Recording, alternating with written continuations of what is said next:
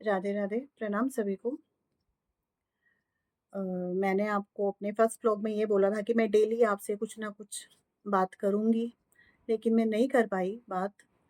तो आज हम लोग बात करेंगे। मैंने आपसे बोला था कि हम भक्तों के बारे में बात करेंगे। तो आज हम लोग एक भक्त के बारे में बात करेंगे जिनका नाम है भक्तमती श्री मीराबाई। कलयुग की बहुत बड़ी भक्त रही हैं जिनके बारे में हम सब जानते हैं। कलयुग की कथा तो हम सब ने उनके बारे में सुनी हुई है कि उन्होंने क्या-क्या कठिनाइयाँ, परेशानियों का सामना किया है कलयुग में। लेकिन वो कौन थी पिछले जन्म में? ऐसा क्यों हुआ कलयुग में उनके साथ कि वो इतनी परेशान रहीं, कि इतनी भक्ति करने के बाद भी उन्होंने इतने दुःख पाए, इसका क्या कारण था? तो आज हम इसके बारे में बात करेंगे। मीरा पिछले जन्म में ब्रज की ही एक सखी थी माधवी। माधवी सखी जिनका विवाह नंदगाँव के एक गोपाल से, सुंदर से तय हुआ था उनका विवाह। तो जब उनका विवाह तय हुआ था तभी से ही माधवी की जो माताजी थी, वो उन्हें बचपन से ही ये चीज़ सिखाती थी कि तेरा ब्याह तो हम लोगों ने ब्रज में पक्का कर दिया है, लेकिन वहाँ पर तूने ये ध्यान रखना है कि जो नंद के वहाँ पर ग्वाल हैं, कन्हैया, गलती से भी उनका चेहरा नहीं देखना, उनसे बात नहीं करनी है, ना ही उनको अपना चेहरा दिखाना है। अगर तूने ऐसा किया तो तेरा पतिव्रत धर्म टूट जाएगा। बचपन से ही माधवी सखी के दिमाग में ये चीज़ डाली गई थी। तो उन्हें ये था कि मुझे किसी भी हाल में कृष्ण कन्हैया को नहीं देखना, ना ही अपने आप को दिखाना है अपना चेहरा उनको। तो जब उनकी शादी हुई, तो जब सुंदर उनको लेकर आ रहे थे रथ में बैलगाड़ी में, तो सुंदर खुद ही उस बैलगाड़ी को चला रहे थे। जब वो लेकर आए तो रास्ते में जैसे ही उनकी एंट्री हुई नंदगाँव में, तो उन्हें दूर से ही कन्हैया दिखाई दिए। तो उन्होंने ज़ोर से सुंदर ने जैसे उन्हें आवाज़ लगाई कि, "अरे कन्हैया!" तो कन्हैया दौड़े-दौड़े उनके पास आए, कहते, "ब्याह लाया भाभी को?" तो सुंदर ने बोला, "हाँ, ब्याह लाया है।" कहते, "चलो चेहरा तो दिखाओ मुझे भाभी का।" तो जैसे ही सुंदर ने बोला कि आप जाओ पीछे देख लो, रथ इधर बैलगाड़ी में ही बैठी हैं, आप उन्हें देख लो। तो श्री कृष्ण जब उनके पास में गए, माधवी सखी के पास में, तो उन्होंने उनका घूंघट उठाते हुए ये बोला, "भाभी ज़रा अपना चेहरा तो दिखाओ।" तो माधवी सखी ने अपना चेहरा और भी ज़ोर से ढक लिया, पूरा, जो थोड़ा-सा ढका था उसे पूरा ढक लिया। तो उन्हें कन्हैया ने बोला, "अरे ये क्या? अपना चेहरा तो दिखाओ, मैं तो तुम्हारा देवर हूँ।" लेकिन वो बोली नहीं कुछ भी मुँह से। इवन उनके पाँव का एक अंगूठा नज़र आ रहा था, लहंगे में से निकला हुआ, उन्होंने उसको भी छुपा लिया कि बिल्कुल भी नहीं दिखाएँगे। बहुत देर तक कन्हैया ने कोशिश करी, उनके साथ में हँसी-मज़ाक लगे रहे कि किसी तरह से अपना चेहरा दिखा दें। लेकिन मीराबाई माधवी सखी ने अपना चेहरा नहीं दिखाया। तो थक कर, हार कर जाने के बाद में श्री कृष्ण ने उनसे कहा कि अभी तुमने मुझे अपना चेहरा दिखाने के लिए बहुत तरसाया है। याद रखना आने वाले समय में तुम बहुत तरसोगी मेरे दर्शन पाने के लिए। और वो बैलगाड़ी से उतरकर चले गए। तो इस बात को सुनकर माधवी सखी थोड़ी-सी परेशान तो हुई कि इन्होंने ऐसा क्यों बोला कि अब तू मेरा चेहरा देखने के लिए तरसेगी। तो उसने इतना इस चीज़ को अपने माइंड में लिया नहीं। क्योंकि उसकी मम्मी ने बचपन से ही उनके माइंड में डाल रखी थी ये चीज़ कि तूने बिल्कुल भी अपना चेहरा उनको नहीं दिखाना, ना ही उनको देखना है, ना ही उनसे बात करनी है। तो वो अपने घर में गए, तो घर में जाने के बाद में वहाँ पर नंदगाँव में एक होता है जैसे, उस टाइम एक रूल था कि कोई भी नई बहू आई है, तो उसको मिलवाने के लिए नंद भवन में लेकर जाएँगे यशोदा मैया से। यशोदा मैया का आशीर्वाद दिलवाने के लिए लेकर जाएँगे। तो माधवी सखी को उनकी सास लेकर गई वहाँ पर। नंद महल में, तो वहाँ कन्हैया भी थे।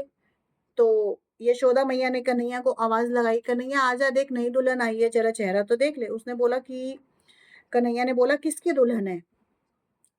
तो यशोदा मैया ने बोला कि तेरे मित्र सुंदर की दुल्हन है। उसने बोला कि अभी मैं खेलने जा रहा हूँ अपने ग्वालों के साथ में, मैं बाद में आऊँगा। तो थोड़ी-सी यशोदा मैया भी इस चीज़ में आ गई कि इन्हें तो सबसे पहले शौक रहता था देखने का। कोई भी सखी अगर आती, कोई भी दुल्हन आती है, कोई भी आता है अगर, उसे देखने का सबसे पहला शौक तो इसे ही रहता था, लेकिन आज क्या हुआ? तो उन्होंने चलो कोई बात नहीं भई, उन्हें इतना वो नहीं हुआ कि वो चले गए। अब माधवी सखी को क्या था कि जिस टाइम भी गैया चराने का टाइम होता था, उसे बताया गया था कि कन्हैया किस-किस टाइम पर ब्रज में घूमते। गैया चराने के टाइम पर, पानी भरने जब यमुना जी जाओ, वो तब भी वहाँ पर होते हैं, मटकियाँ फोड़ते हैं।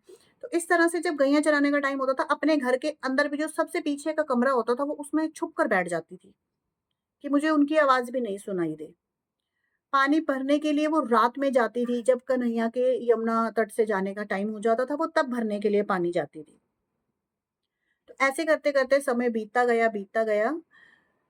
एक बार वहाँ पर जो हम सबने सुना ही हुआ है कि इंद्रदेव बहुत गुस्सा हो गए थे, जब जब गोवर्धन जी की पूजा करवाई थी श्री कृष्ण ने, तो इंद्रदेव बहुत नाराज़ हो गए थे, तो 7 दिन लगातार बहुत बरसे थे वो।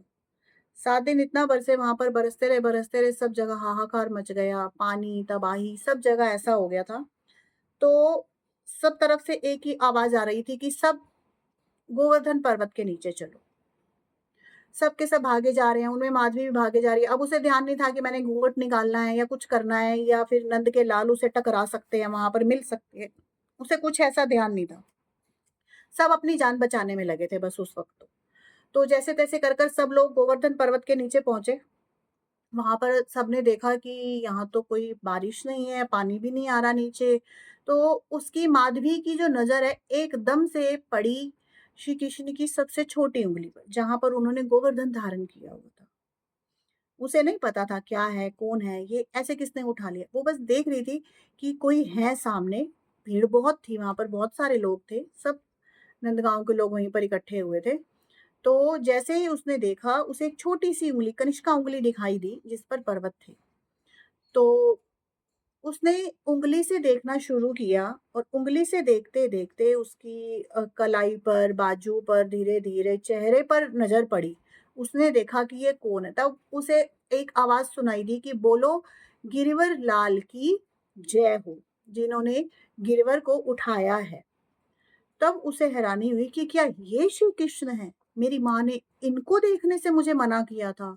उसने अपनी किस्मत को इतना कोसा, उसने कहा हाय राम! मेरी माँ ने मुझे ये क्या शिक्षा दी? ये तो छोटा-सा बालक है और इतना आकर्षक है कि इसे एक बार देखने लगो तो नज़र ही ना उठे। पूरे 7 दिन माधवी लगातार सिर्फ़ और सिर्फ़ श्री कृष्ण को ही देखती रही। उसे नहीं पता आस-पास क्या हो रहा है, कैसे हो रहा है। 7वें दिन जब बारिश रुक गई, वहाँ से आवाज़ आई कि बारिश रुक गई है, सब लोग चलो अपने-अपने घरों में।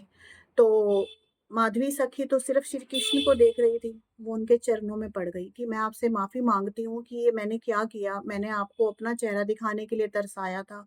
तो श्री कृष्ण ने बोला कि मैंने जो तुझे बोल दिया, वो तो बोल दिया, कि तुझे मेरे दर्शन नहीं होंगे। अगले जन्म में तू मुझे देखने के लिए दर-दर भटकेगी, तरसेगी, तड़पेगी, लेकिन तुझे मेरे दर्शन नहीं होंगे। बहुत माफ़ी माँगती है, बहुत नाक रगड़ती है, लेकिन श्री कृष्ण नहीं, क्योंकि वो बोल चुके थे, और उनका तो बोला हुआ कभी वो तो झूठा साबित कर नहीं सकते हैं। तो मीरा ने माधवी सखी ने बहुत माफ़ी माँगी। तो अपने इसी जो उसे श्री कृष्ण ने एक चीज़ बोली थी कि तू मुझे पाने के लिए, मुझे दर्शनों के लिए तरसेगी और तड़पेगी, वो कलयुग में आई थी मीरा के रूप में माधवी सखी। इसीलिए उन्होंने इस जन्म में इतना दुःख पाया, उनके दर्शनों के लिए बहुत ही ज़्यादा दुःख पाया। तो आज हमने मीरा जी का पिछला जन्म जो था उसके बारे में सुना। उम्मीद है कि आपको अच्छा लगा होगा। आप में से बहुत लोगों ने सुन रखा होगा, लेकिन बहुत लोगों ने नहीं भी सुना होगा। बहुत लोगों को पहली बार पता लगा होगा कि मीराबाई का कोई पिछला जन्म भी था। तो आगे का टॉपिक कल देखते हैं, कल कौन से भक्त के बारे में बात करते हैं। हो सकता है मीराबाई की कलयुग की कथा स्टार्ट करें, या जो भक्त जो भगवान जी की या श्री जी की जो भी प्रेरणा होगी, उसके बारे में चर्चा करेंगे। तो अभी के लिए सबको राधे राधे, प्रणाम।